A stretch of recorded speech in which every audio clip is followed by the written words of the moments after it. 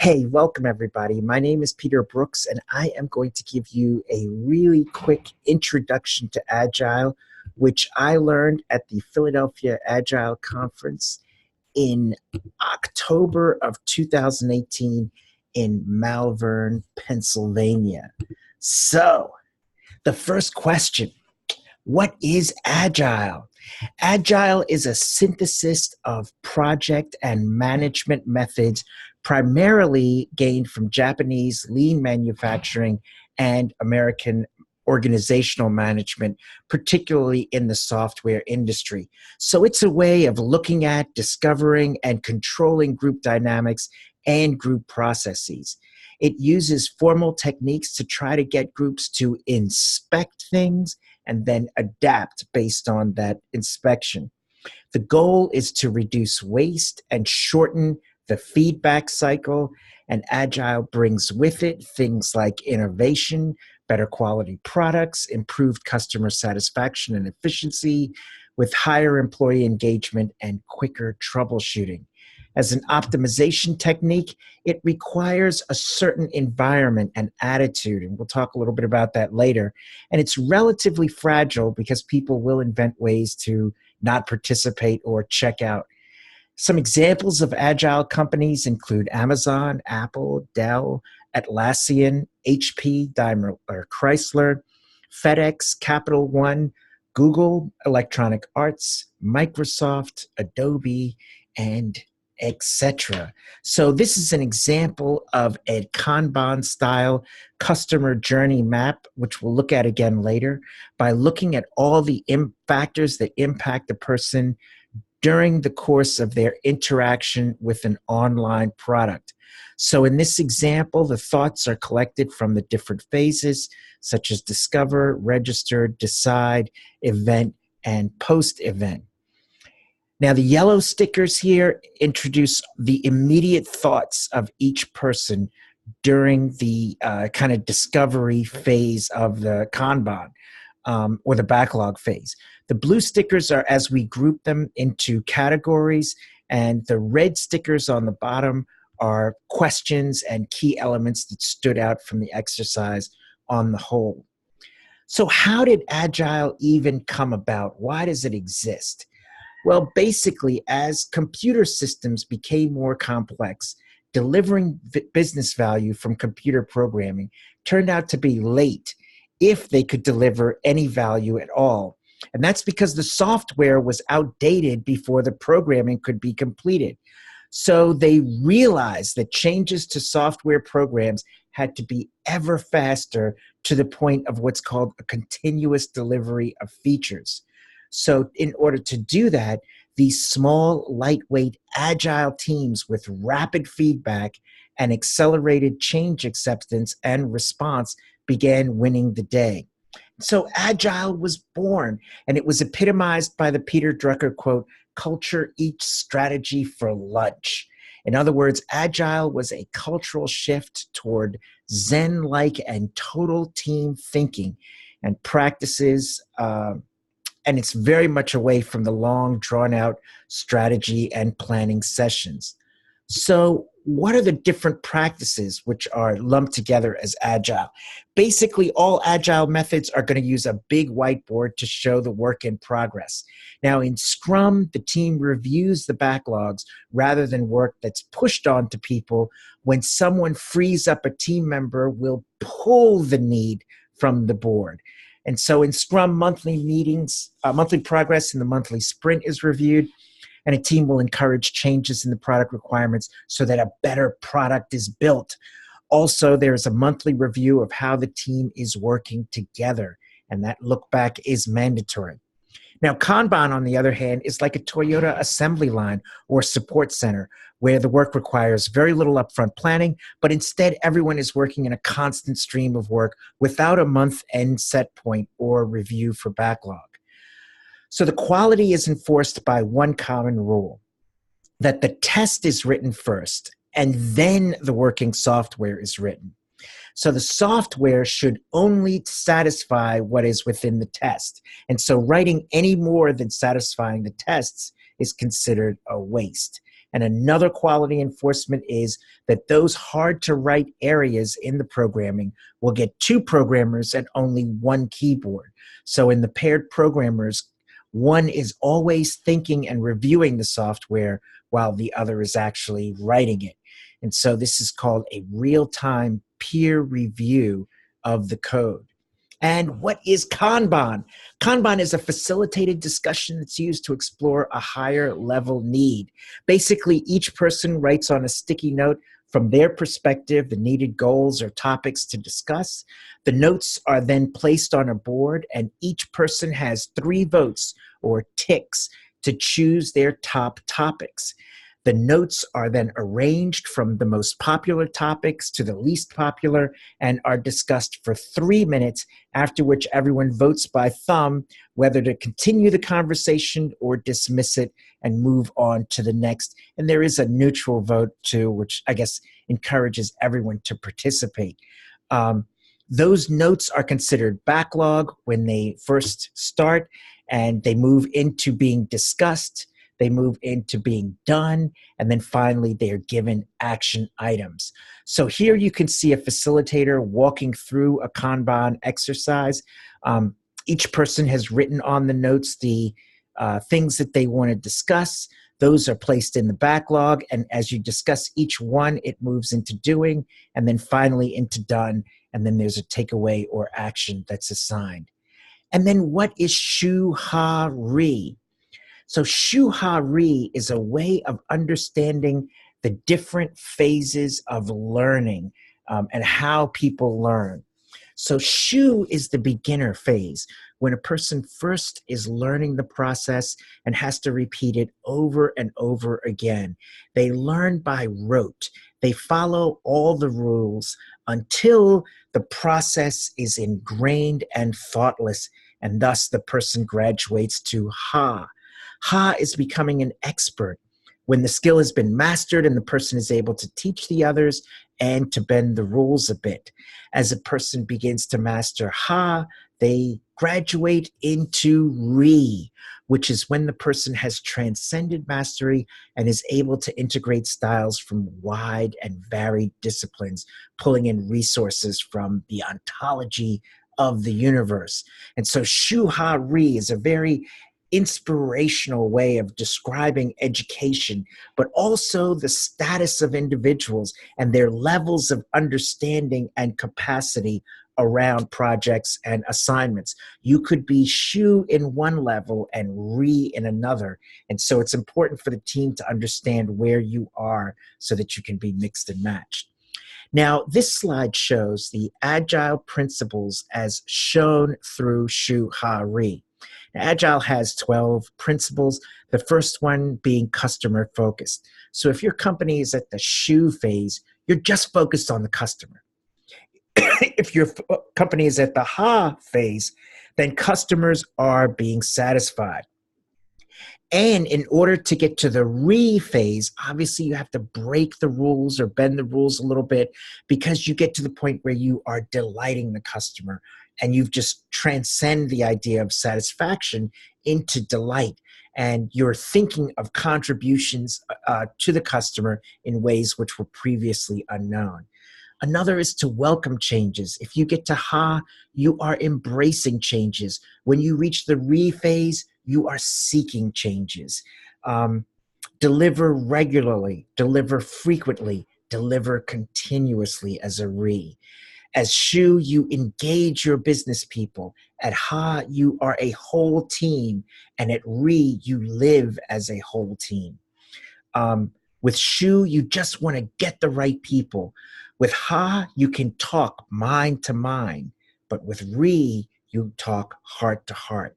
And so these continue for each of the principles of Agile, which are to the left, and as they mature into transcendence. So those are some of the ways in which Agile has contributed to the conversation. Some of the other ways in which Agile has contributed to the conversation are the concept of clean language. In clean language, the listener only uses words that the speaker has given, and thus you are verifying your listening. Clean language is a research technique in order to get people to speak about their experience as well as their feelings. You get them to speak in metaphor and speak of before and after and the path that they're taking towards excellence. You make the discussion center around experience, and the beauty of clean language is that it eliminates all bias. You only use the words that another person has spoken to you. Impact mapping, which we'll get into later, that uses you can use Kanban to map a user experience journey and determine where better design is needed. Impact mapping is a visual framework which is created based on qualitative data given by stakeholders or participants to uncover key factors in the decision-making process as a customer becomes more progresses along your funnel, becomes more aware and engaged with your product. So it's looked at the customer matriculation process through awareness, interest, action, usage, advocacy, which are the levels you want a customer to go to.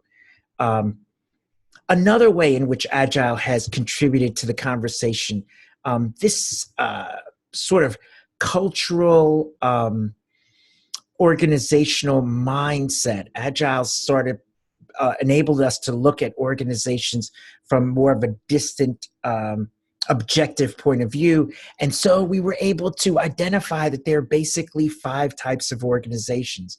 Now, in the red, in the center, you see what is represented by the wolf pack. An organization similar to a tribal militia, the mafia, or a street gang. There's command and authority. There's a division of labor, and it thrives in atmospheres where there's chaos, where there's a vacuum of power, and where fear exists. Up beyond those types of organizations, the red organizations are the amber organizations. Amber organizations are represented by things like churches, governments, and public schools. There is a definitive hierarchy in an amber organization. The goal is stability and maintaining control. There is a long-term perspective in amber organizations, and it is basically the fact that the future is a repetition of the past. Going beyond amber are orange organizations. These are represented by your public universities, your large corporations. The machine is kind of the icon. The emphasis is on competition, profit, fulfilling objectives. Prized are innovation, accountability, and meritocracy. So the orange type organization. Then you have the green type organization. Now, the green type organization is where Agile does really well. It's represented by the organization as a family. A good example would be Ben & Jerry's or Zappos. The focus is on the culture, delighting the customers, engagement with the customers, the process of engagement, as well as, keeping the stakeholders satisfied. And again, emphasis is on culture over strategy. And finally, you can transcend those to become what is known as a teal organization, which is represented by the idea of a living organism. Some examples of this are Morningstar Tomatoes, Bertzorg, which is a health organization in the Netherlands. In this case, each person is the organization itself. The organization is almost completely distributed in terms of its power structure. The emphasis is on self-management, evolution, purpose, emphasis on wholeness. And in these organizations, Agile is a bit of an overkill, but obviously that's where the goal is to get to, which is to mature each individual to the point that they are at the maturity level of the organization itself and are able to operate autonomously as agents of the organization. So we talked about the customer journey map, and this is an example of a customer journey map for an online grocery store. So it allows the team to see what users are going through at each stage as they are aware of the organization, as they consider the organization, as they decide to do the organization, as there is delivery and use in this case, or actual engagement with the organization. And finally, at the end, is their loyalty and advocacy. So by doing a journey map like this, you can cull together as many different experiences and thoughts as possible and put them in a linear visual representation for goal achievement. And as you can see from the journey map here, the place where you really start to fall down is at delivery and use. So you're going to want to put most of your attention on the delivery and use section and not so much with the receive, order, and pick up, which I think is at a 4. So it's doing pretty good. And certainly people sharing their experience is at a 5. So you can create a customer journey map through an agile type process, particularly those of Kanban. So if you were to do a customer map for your organization, you would figure out what the goals are that you want first. It might be more people to visit your website. It might be more people to buy your product. It might be more people to download your free offering or whatever. But you want to be specific in what you achieve. You want 100 people, 50 people, 25. It's a goal that's attainable, realistic, and it has a deadline. It should be in like a month or what have you. Identify the actors who can help you achieve this goal and be specific about who can help you. And then identify the impacts. Describe exactly what you are going to do to impact the actors in the achievement of their goals. And finally, you describe what the deliverables are, which is the final product or high-level description without a lot of detail. So this is a strategy session. If you want to increase your traffic on your website, you might first figure out who the actors are, Facebook, people online, etc. You might then figure out exactly what you're going to do to impact that goal: advertising, direct mail, groups, Instagram posts, whatever. And then finally, the deliverables are going to be the actual posts, the ads, the animations, and the videos, and the PDFs, etc. What makes this process agile? I mean, part of the thing about it is the fact that you have all that knowledge when you're creating your deliverables that go all the way back to the beginning when you were figuring out just what you were trying to do and why you were trying to do it. So in this case, you see a customer journey map. He is actually taking this ribbon and attaching it to where people are in the journey. And as a result, you get to figure out where your weakness is.